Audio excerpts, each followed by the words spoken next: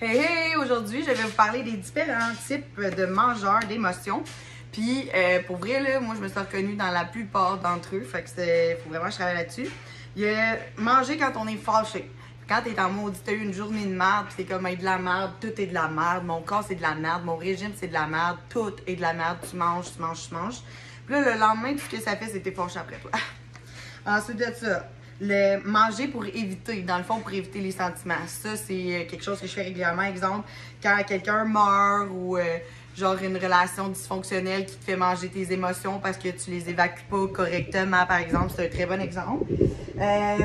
Comfort eating, qu'on appelle, donc manger pour se réconforter. Ça, dans le fond, c'est quand on choisit de ne pas vivre les émotions puis qu'on choisit d'aller vers, mettons, le chocolat qui vient vraiment nous réconforter ou n'importe quelle nourriture qui nous donne une impression, puis là encore là, c'est le plaisir instantané, d'avoir un peu de réconfort.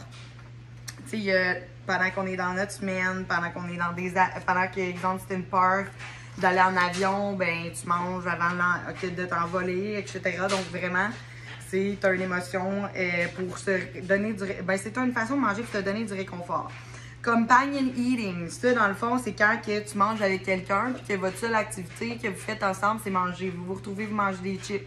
Vous vous retrouvez, vous mangez, je sais pas moi, genre tout le temps des biscuits Pillsbury, genre moi.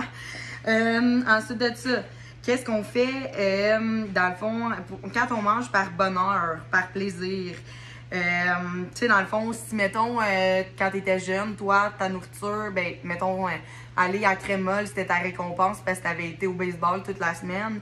C'est vraiment un exemple meilleur, mais, tu sais, ça, c'est vraiment une façon de, comme, se récompenser par la nourriture, mais dans le fond, on se cale. Ensuite de ça, la peur de l'inconnu pour manger. Dans le fond, ça, c'est quand on n'est pas sûr ou qu'on anticipe quelque chose, puis probablement que cette chose-là arrivera même pas. Ça m'est arrivé tellement de fois, je me sentais de même, de manger le lendemain, puis là, finalement, cette chose n'arrive pas, puis là, tu te sens comme de la merde pour absolument rien. Puis ça, je vous le dis, là, ça peut être un sentiment encore plus fort que la rage ou la haine. Fait que c'est vraiment intense, là, comme... On dirait que manger, ça remplit le vide, tu sais. Puis le vide, c'est quelque chose que l'être humain a beaucoup de difficultés avec, là. Fait que ça aussi, je vais en reparler au courant de la semaine. Mais comme aussitôt qu'il y a du vide, on cherche à le remplir, même si c'est de façon à nous nuire.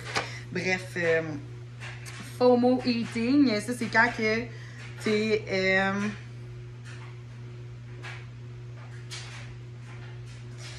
c'est ça, dans le fond, quand tu vas à une place avec des gens qui mangent, puis que là, dans le fond, tout le monde autour de toi mange et boit, puis que là, dans le fond, tu te sens comme pas le choix de manger et boire toi aussi pour faire partie de la gang. Force eating, tu sais, ça, c'est quand que tu te sens obligé de manger quelque chose parce que quelqu'un l'a fait. Exemple, tu es en visite chez quelqu'un, puis t'es pas capable de finir ton assiette, mais tu t'obliges à la finir parce que là, tu veux pas insulter cette personne-là, ou genre ta grand-mère, moi, à laquelle j'ai appris à dire non. Guilty eating, mais ça, c'est qu'on mange quand on se sent coupable, tout simplement.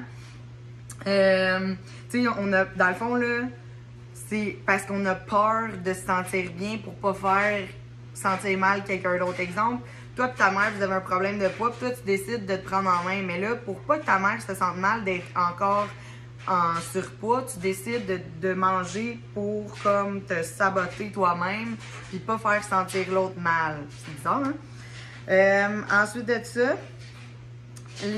manger par identité.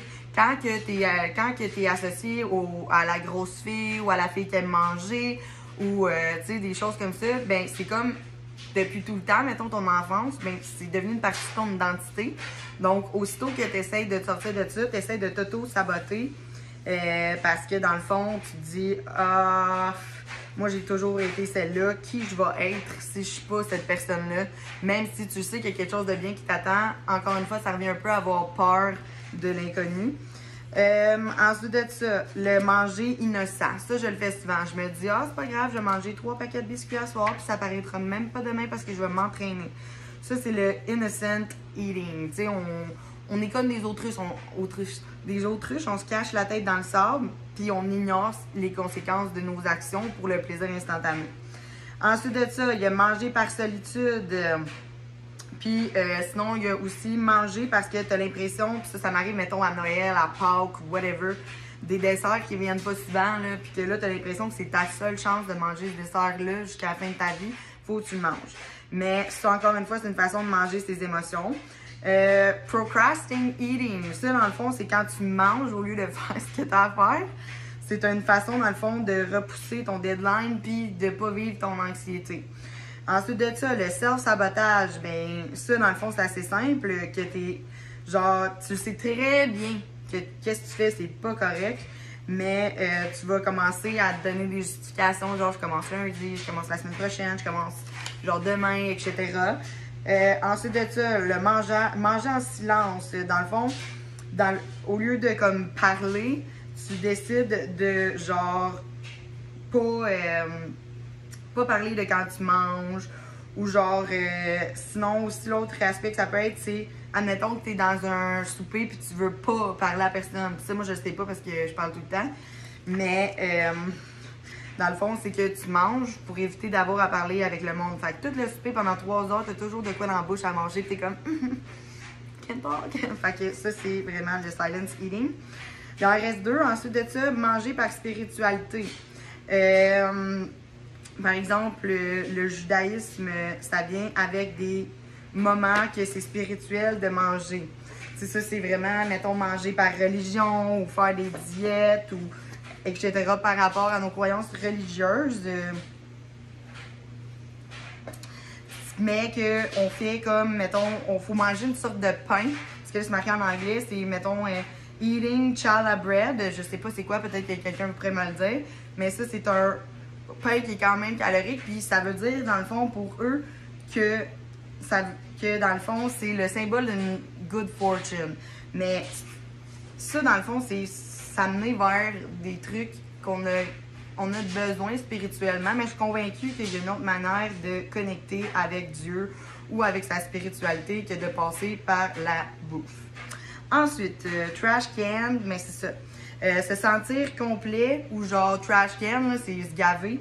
Dans le fond, quand tu veux pas gaspiller de la nourriture, que tu veux pas qu'il passe date, puis dans le fond, tu veux pas faire de gaspillage. Ou exemple, tu as grandi avec des parents qui disaient ah, finis ton assiette parce que sinon tu vas gaspiller, ou est-ce que tu vas finir ça? Tu sais, dans le fond, si t'as plus faim, t'es aussi bien de mettre ça dans la poubelle que de mettre ça dans ton corps. Parce qu'on s'entend, si ton corps c'est un temple, tu vas-tu mettre tes déchets dans un temple? Non. Même chose pour le corps. Puis c'est sûr que la nourriture est beaucoup associée aux émotions. Mais si vous ne prenez pas le temps d'expliquer comment vous vous sentez, puis que vous ne refusez pas une situation que vous savez que ça va vous nuire envers vos objectifs, puis que vous allez vous sentir mal après, ben dites-vous que ça n'a rien à voir avec vous si la personne se sent mal. La personne est blessée, mais vous faites ce que vous avez à faire pour vous sentir bien.